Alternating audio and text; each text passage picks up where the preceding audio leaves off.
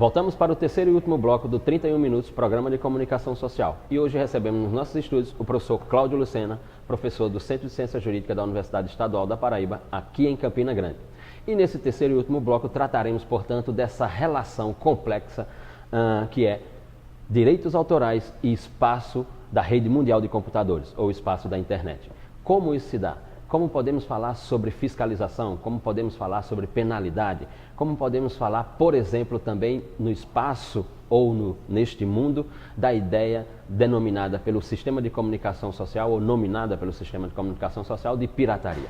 Comecemos, portanto, professor, com essa relação complexa entre direitos autorais e rede mundial de computadores. Olha, essa é uma relação que mudou completamente o diálogo do direito com a obra intelectual, né? Se a gente fizer referência de novo a esses 200 ou 300 anos de propriedade intelectual, existia uma componente, sempre existia uma componente na obra intelectual, que era ela própria a responsável pela facilidade do controle, que é a materialidade. Quando você pega numa obra de arte, quando você pega num livro,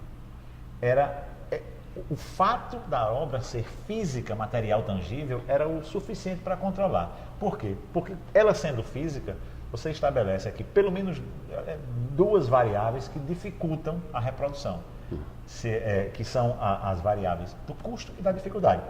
É caro e é difícil. Então, quando é caro e é difícil, naturalmente você favorece o controle e o monitoramento. Era assim com os livros, né, nos séculos passados.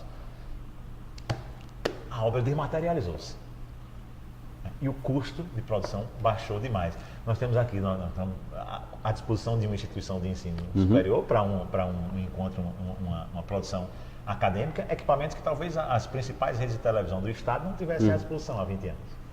Então, o custo disso baixou demais e a facilidade é muito maior. Então, hoje você tem estúdios de gravação em todos os lugares em Campina Grande.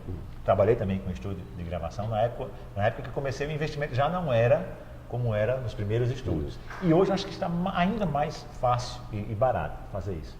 Então, essa desmaterialização da propriedade intelectual, que só ficou realmente para esse tipo de obra dos quais nós estamos rodeados aqui, trocou a relação. Então, a propriedade intelectual concebida para funcionar nos primeiros séculos, funcionou até a década de 90, desse nosso século agora. Depois disso, ela não funciona mais, porque a indústria quer manter o mesmo controle, quer manter o mesmo monitoramento, mas nos padrões antigos não vai funcionar. Como é que vai funcionar esse controle? Tem funcionado, inclusive, é o trabalho que a gente desenvolveu no primeiro ano lá em Bruxelas, foi um trabalho sobre a reforma da propriedade intelectual, sob a perspectiva da União Europeia, que era onde a gente estava trabalhando. Esses controles só vão funcionar quando eles também forem automatizados. É esse o caminho que a União Europeia tem adotado hoje. A diretiva que a gente analisou trata muito claramente disso. Institui um sistema automatizado de monitoramento para as obras. É a única forma, né, que é possível fazer, porque não dá mais para entrar parafraseando, né, a música nordestina de bar em bar, de mesa em mesa, e procurar cobrar assim a obra intelectual. Não vai funcionar. Se a obra migrou para o ambiente digital, só há uma forma de tentar fazer esse controle. É o controle migrar também e acompanhar, né? Se isso é necessariamente bom ou ruim, a gente abre outro debate. Mas isso é possível e é o movimento de quem precisa controlar, das autoridades, de quem é beneficiário do controle, é esse o caminho que estão tomando. À luz desse controle, dessa fiscalização, sendo identificadas ofensividades, como se dá ou como se daria, ou como é possível se falar de instrumentos de penalidades? No cenário brasileiro, por exemplo, nós temos punição criminal e punição civil na forma de indenização. Outra curiosidade, conheço diversos casos no Brasil, funcionei ainda como advogado ainda há algum tempo aqui no Brasil, na Paraíba, em diversas situações onde se buscava reparação civil pela violação do direito de autor. Indenização, compensação pelo prejuízo que você causou a alguém porque usou propriedade intelectual e não remunerou ou não pediu autorização ao autor. Nós temos também reparações previstas do ponto de vista criminal, mas não são muito buscadas no Brasil. Eu desconheço, pelo menos a quantidade de ações de reparação civil não corresponde nem de longe à quantidade de ações de reparação criminal.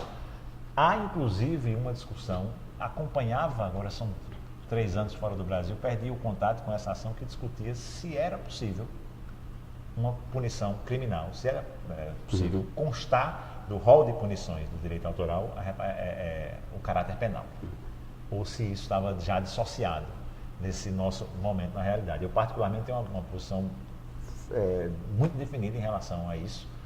Não acho que a violação simples de direito de autor tenha repercussão suficiente para implicar o braço mais pesado do direito, certo? Não é o que o direito brasileiro diz. O direito brasileiro diz textualmente que essa reparação precisa ser feita do ponto de vista criminal também. Bem entendido, se a violação for exclusivamente a uma obra autoral. Porque essa criminalidade relacionada ao direito autoral muitas vezes tem por trás criminalidade organizada. Tráfico de pessoas, tráfico de drogas, outras realidades criminais mais pesadas.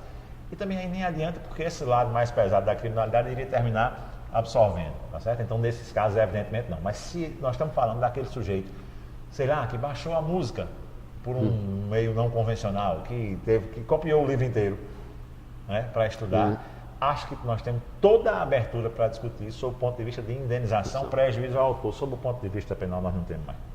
Porque senão nós não organizamos a sociedade do século que vem. Né? Então, acho que a gente precisa preservar o autor de outras formas, mas não invocando o braço penal, muito menos invocando o braço penal do Brasil, com a característica que a gente sabe que o sistema criminal do Brasil, de uma forma que representa esse universo. Exatamente. Estou de acordo com o senhor. E chegamos a digamos assim, uma matéria que ela provavelmente já foi bem mais complexa, mas parece-me que hoje não é tanto, que é esta expressão construída fundamentalmente pelos meios de comunicação social, que é a pirataria. Eu vou utilizar aqui, já que o professor fez um discurso de negação da utilização do direito penal para questões questões sancionatórias e de penalidades nessa relação direito autoral e mundo digital.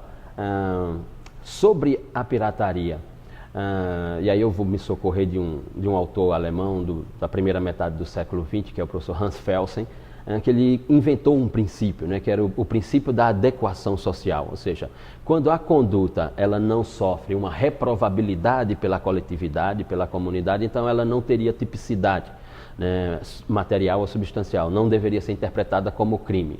A pirataria já está dentro de uma ideia de adequação social, não há reprovabilidade pelo juízo do senso comum e, portanto, nós não poderíamos falar de direito penal para ela.